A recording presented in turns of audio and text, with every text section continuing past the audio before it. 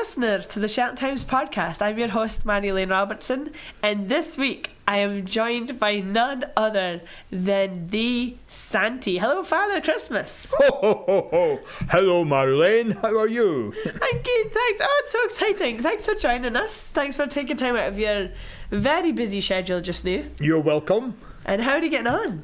Oh, it's been very, very busy, but the elves have been getting so excited, especially Buddy. There was a film made about him, do you know? Did you see it? That's a true... Buddy the elf is a true elf. Oh, absolutely. By Will Ferrell. Absolutely. It was a true story. I thought he played him very well. Oh, that's amazing. I that's one of my... Actually, that is one of my number one favourite Christmas films, is Elf. It does seem to be very popular. We watch it every year. Oh, that's lovely. So, actually, talking about this time of year, so we recorded this on Tuesday evening, which is 6 days before Christmas. Yes. So, what kind of things will you be doing in the run-up to the big day? Well, between now and the actual Christmas Eve, we will be going around and we set up different depots all around the world. Because I can't get everything into just one bag on my sleigh. Okay. We have about 15,283 depots around where I will stop off and get presents. The one for the Northern Isles is actually situated in a secret place on Fula. That's amazing. I never even thought about that before. So there's actually... Did the elves put the toys to the depot before Christmas Eve? Oh, yes. Throughout December, of course, they have to do it in the middle of the night, so nobody sees them, because the last thing you want is children discovering it before the time. That would not be correct. No, and I always wondered this, because we always at Woodhouse, we put out a bit of sherry and a mince pie. Do you have a favourite refreshment as you go from house to house? Oh yes, I love the sherry. I love the mince pies. The mince pies especially. I need them to keep up the rather magnificent figure that I have. And the sherry helps to see me through a very cold evening in the Northern Hemisphere. It's very warm in the Southern Hemisphere, of course. Is there a place in Shetland where you get the best mince pies? Oh, well, that would be telling if I was to say I do have a favourite place, but I would not want to embarrass them. Yes. Fair enough. Also, because everyone will go round to their house for mince pies. Oh, absolutely. And they will blame Santa, and I won't get any next year. That's great. So, also, I was just wondering, do you live in Lapland then for the year? Is that where you live? For some of the year, for about 6 months of the year, I have a nice little villa in Tenerife. That's like the Dutch Santie, Sinterklaas. He lives in Spain and eats oranges all year round. Oh yes. He's my cousin, you know. Oh, okay. Oh yes, he's my cousin. He might be a relation of yours as well, of course, isn't he? You're half Dutch. I am half Dutch. Yes, absolutely. Yeah, Say hello to him the next time you see him. So for any of the listeners listening in, Sinterklaas is a Dutch Christmas, and that's celebrated on the 5th of December. And unlike Santie here, because you have the sleigh of the reindeers, yes, Sinterklaas rides a white horse. It's amazing. And he has helpers called Zwarte Piet, but he rides a white horse. And you can hear the hoof, just like the reindeer though. You hear the hoof prints on the roof and then you come down the chimney. Yes. The reindeer are quite friendly with the white horse as well. You know, but they do keep in touch with each other throughout the year, but they're a bit too busy at the moment, of course. And do they fly all year round or just Christmas Eve? Oh no, they have to keep in training. Because to get around the world, we have to be travelling at about 650 miles a second. So that means that they do have to train a lot to get that speed up. We've had Usain Bolt training them this year. That's amazing. Was he up in Lapland where it's cold, or did he come to... Oh, he came to Lapland and he absolutely loved it. He'd never seen snow before and he thoroughly enjoyed it, having such a famous athlete as Usain Bolt training the reindeer. So do you really have... I'm just asking you a lot of questions here. I'm sorry, I just have a lot of questions to ask. Do you have a naughty and a nice list? Is that true? Well, to be honest, that's a trade secret. Okay. But I do know who has been naughty, and I do know who has been nice. As to what I do with that, I'm afraid I can't tell you. Mum always told me that robins are watching you, and the robin bird reports back to Santie if you've been good or bad. Oh, I do have thousands of robins reporting back to me. It does get a bit noisy at times. Imagine a whole rookery full of robins. I don't know if it'd be called a rookery. It might be called a robinery. But they do all come and report to me, and they tell me all those little secrets about what children have been up to, how bad or how good they have been. So, you've been putting the toys in the depots for the last few nights. What else do you do in preparation for your mammoth journey on Christmas Eve? Oh, I have to sleep a lot beforehand because I will be going for 24 hours and travelling all over the world. So this is why I need plenty of sleep beforehand, which is a marvellous excuse for when Mrs. Claus wants me to wash the dishes. I say I have to sleep. To rest up before the big journey. Oh, absolutely, absolutely. Wonderful, Mrs. Claus. She fully understands. And I remember, like, older pictures of Santie that I've seen, of yourself, sorry, then you're always, like, wearing darker clothes. And the night before Christmas, that poem, he describes Santie wearing, like, suit clothes, like brown and dark. When did you change to red? Well, I mean, for centuries, yes, you're correct. It was green was okay. Most of the colours that we wear that was traditional, but I was getting a bit bored with it, and especially one year when there was hardly any snow, and the reindeer couldn't see me because I was camouflaged against the greenery. Oh no! So I decided I would wear something that would stand out, whatever, and that's why I decided to wear the red. And what? Actually, tell me the reindeer. What makes the reindeer fly? Actually, we have fairies that provide a special fairy dust which they apply to the hooves, and this makes them fly. Like in Peter Pan? Oh, absolutely. Just exactly the same as in Peter Pan. J.M. Barrie got the idea from us, of course. But does it take magic fairy dust and belief? Oh, definitely it needs belief. The fairy dust will give you the potential to be able to fly, but the belief will create the actuality of the flight. The flight. That's great. That's like an elf again. So that must have been based on a true moment. Oh, absolutely. Absolutely. I was the technical advisor for that, but my name doesn't appear on the credits. Do you have any other favourite Christmas films that you'd recommend that you think show the true magic of Christmas to get people to a really Christmassy mood? Oh, one of my favourites, because it's about me, is Miracle on 34th Street. Oh, yeah. There are two versions. There's a black and white one, and there's a one with Richard Attenborough. And Mara Wilson. And it's a marvellous one. Yeah. Yes. I love that one. Do you prefer the Richard Attenborough version?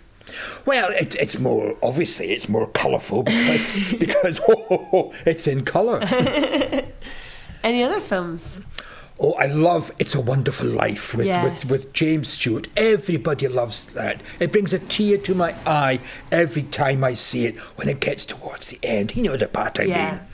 Did you know that film, you probably know this, but did you know, listeners, that film originally was a bit of a flop in the box office? And because it did so poorly, I think it was this TV channel bought the rights to it, would show it every Christmas because it wasn't that expensive.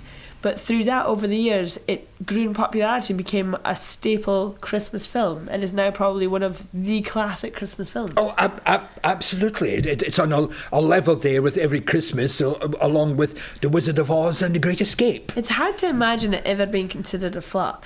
No, I can't imagine that. Sometimes people are so fickle. Can I tell you about some Shetland? I've been learning about Shetland traditions. It's quite nice. We've been doing a Secret Santie with friends. Oh, absolutely. You tell me about this. So Secret Santie is obviously, there's a group of, say, 6 of you, and you all put your names into a hat and you pick a name. And I've been getting the most wonderful presents from my Secret Santie, because instead of one present, they've been sending me a card with a small gift on each of the traditional Shetland Helly Nichts, because there's 8 holy nights of Shetland. that build up the Christmas calendar. Oh, that sounds marvellous. But I can tell you, would you like to hear about that? Certainly. Tell me about it. I love Christmas traditions. So I said there's 8 Holy Nights, or the Helly Nichts. Yes. I might pronounce some of this wrong because I've just been reading it so far to learn about it. But the first Holy Night was 5 days ago, so that would have been on December 14th. Okay, December the 14th. Yeah. Yes, and it was Happy Mansamus Night, the first of the 8 Helly Nichts. And Mansamus, you have to light a candle because it's the saint for light. Oh, I see. Light a candle. And then yesterday, I should say we're recording this on the 19th of December. Yesterday is the 18th of December, which is exactly a week before Christmas. And that was Tulliassin. And that was the night when the Trows, apparently, which are our hill people, a kind of a folklore of the kind of small Troll version people that live in Shetland. Oh, yes. Do you know, in Iceland, they have Yule boys or Christmas boys or something, and they're like elves that come out at Christmas. Oh, amazing! Yes, I can't remember the exact story, but I wonder if it matches this, because on Tulliassin, or evening, but Tulliassin, then it's the night in Shetland when the Trows were free to leave the heart of the earth and dwell, if they so pleased, above the ground. Oh, I see. So, Tulliassin, there's a lot of traditions you do then, because they believe that that's when all the Trows kind of come out for the next so many days. So there's traditions like before the sun sets on Tulliassin, you get some hay and you make it in the shape of a cross on your land, or you get a smoking peat and you walk through the byres, filling it through the smoke to keep the Trows away, or you pluck a hair from every animal on your croft and I think you bind it up. And another very popular one is a bit of Trow folklore, is you get a knife. Right. And you put that over the doorway of your house because Trows will not cross under metal. Oh, cold steel. Yes. But tonight is, well, we're recording this, is the 19th, so I'm actually about to open my card to explain what tonight is. Oh. So tonight is, because there's 8 nights and I'm learning about each one as they come, Happy Helliasnacht, Marjolein. Also known as Tulliasnacht, as the name suggests, this Helly Night follows immediately after Tulliasinn. So yesterday was Tulliasinn. I wonder if that's for the day, and this is Tulliasnacht, the night. On this night, the children of each household are committed under the protection of Mother Mary. A special ritual that is carried out for this. Once all the children are in bed, the oldest woman in the household would rise from her place by the peat fire and make her way over to the cradle where the youngest bairn lay. Raising her hands over a slumbering infant, she would chant, Mary Mother had the hand o'er a boot for sleeping bound, had the lass and had the wife, had the bairn at its life. Mary Mother had the hand round the infant's o'er land.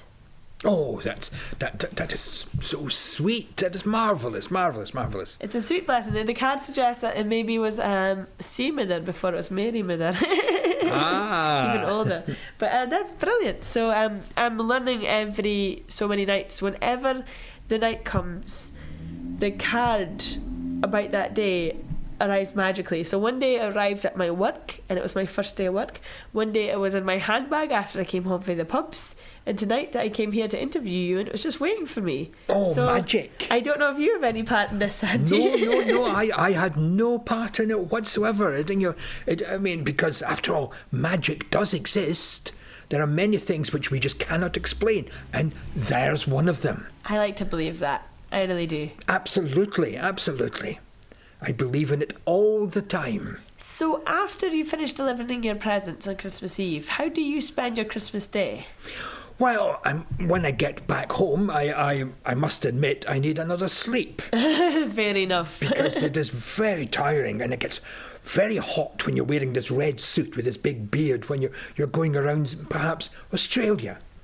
So I usually have a sleep and I will waken up and we then put our feet up with some more sherry, can never have enough sherry, and we will sit and watch a bit of TV, which, yes, we do have TV up in Lapland.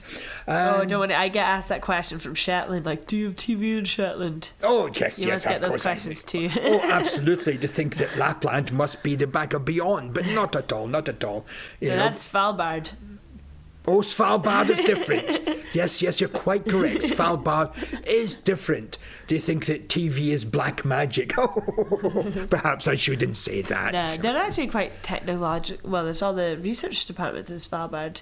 Is there Yes. people to deliver to in Svalbard on Christmas Eve? Okay. Absolutely. And they have, in Svalbard and throughout the Northern Hemisphere, they have radar stations which track me.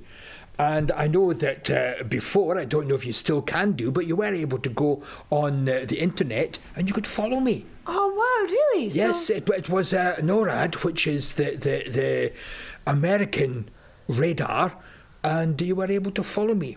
Oh, well, I'm sure if you Google follow Santie, or Santa, follow Santa Claus, sorry, we call you Santie here. That's okay, that's okay. Then I'm sure you could find something to track with. That's brilliant.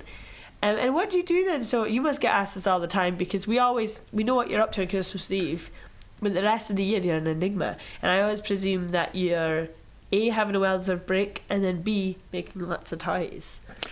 Well, to be honest, I do have a well break when I go to my villa in Tenerife, and I don't, to be honest, I don't actually make the toys myself, but I do guide the elves. Okay. I will give them instructions as to what to make and what not to make, and of course it changes over the years, but that does take a lot of organisation. And of course I have loads of messages from children with their lists of what they want that I have to read, and that takes a long time to read all of those lists. Oh yeah, of course. I forget, and parents must be sending them in from summertime. Oh, absolutely, in all manners of ways. Not so many people will put them up the chimney. I believe you call it the lum. Oh, yeah. But because many people don't have lums now, instead they will sort of post them or email them to, and I can pick them up